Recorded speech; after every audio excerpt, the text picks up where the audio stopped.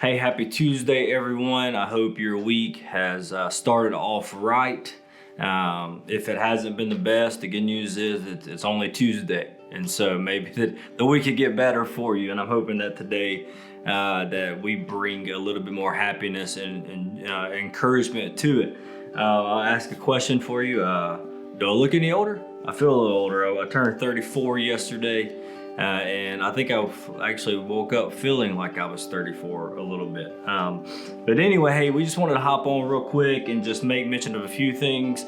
We do hope and encourage you to continue in our reading plans that we've made available for you. If you go to our website, crosspointechurch.org, you'll find a link there on the homepage. Sunday, I made mention of a book, and this is The Gospel-Driven Church. So I'm gonna put it to this camera for a second, and I'll put it to this camera for a second, down.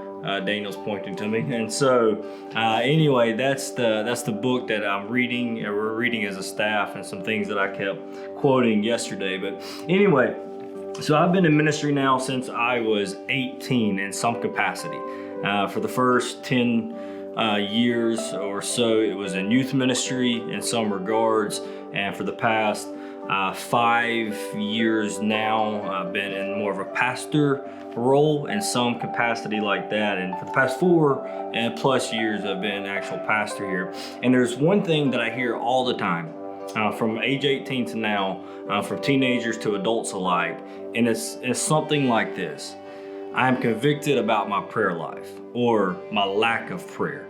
And all of you know exactly what I'm talking about. I know for me, I feel like I say that all the time, like very convicted about my lack of prayer, or the time I don't spend in prayer, or my prayer life. And you know, as a church right now, we are beginning to shake things up a little bit, in some redirection, if you will. Over the next month plus, we'll kind of just lay a backdrop of where we are, our thinking, our mindset as a church. And then after that, well, there'll be some repurposing of some of the things that we do. But what I want to make very clear here this morning is, I don't want to just be a place that has cool plans and great strategies.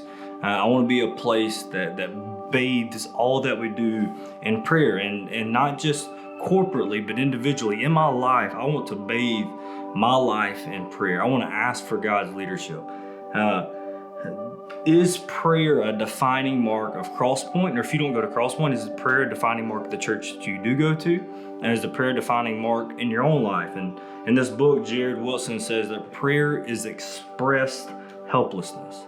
And he makes this statement: to the extent in which we are engaged or not engaged in prayer is to the extent which we are relying on our own strength. So whatever extent that we're not engaging in prayer, it is to that extent that we're relying on our own strength. We're saying we can do it. We've got this figured out. My creativity, my smarts, for some of you, your good looks and things like that. Like, this is what's going to make it happen. And to the extent we're relying on those things is to the extent we're not depending upon God. You know, we can have good plans. We can have great strategies. We have I would say, some of the best talented musicians and singers around here at Crosspointe. We have some of the most creative people when it comes to technology. You have a halfway decent preacher that preaches on Sundays, and we have all. But listen to me. Sometimes those good things can become our greatest barrier for God's movement.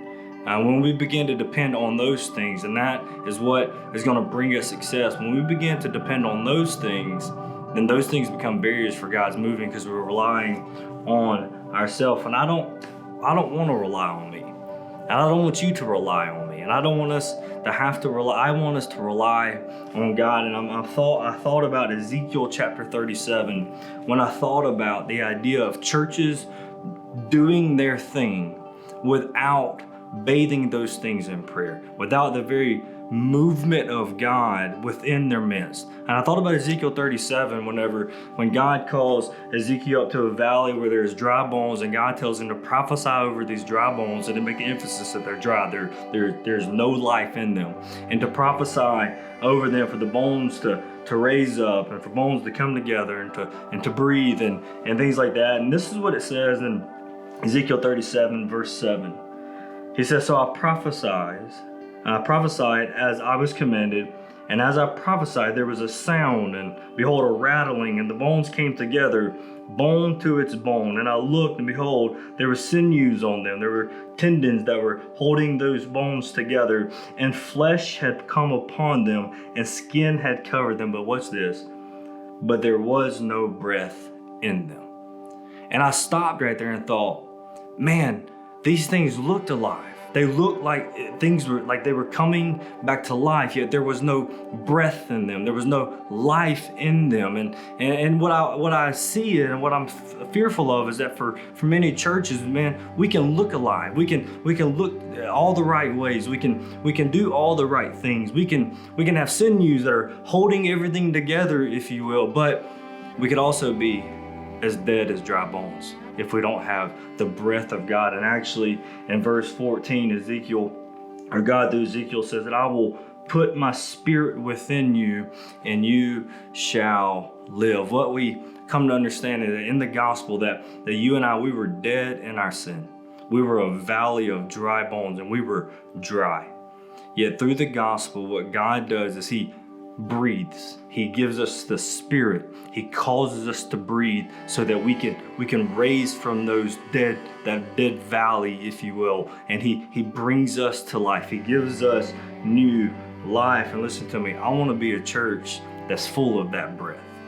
I want to be a church not with just good ideas and good plans, but I want to be a church that is full of that breath. I want our people to be people who are full of the breath of God. And so what do we do? You say, Justin, I don't know what I can do for Sunday mornings. Hey, you can pray.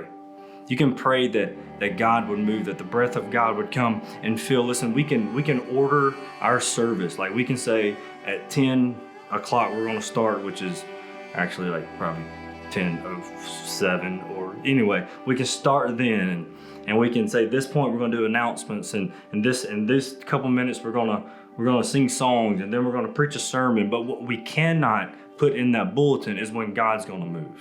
We can't formulate that. However, we can pray for God to move. That when we come together, that the Spirit falls upon us and the Spirit falls into our room, in our place, and sinners come receive grace, and our saints get sanctified and God gets glorified, because that's what we desire. We honor the Spirit with our reliance on Him.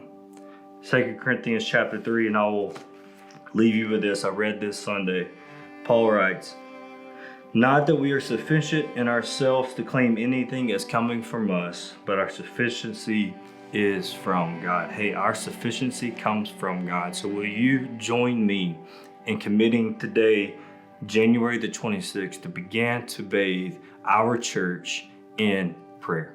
Our services in prayer, that God would use our services for the furtherance of His kingdom and the renown of His name.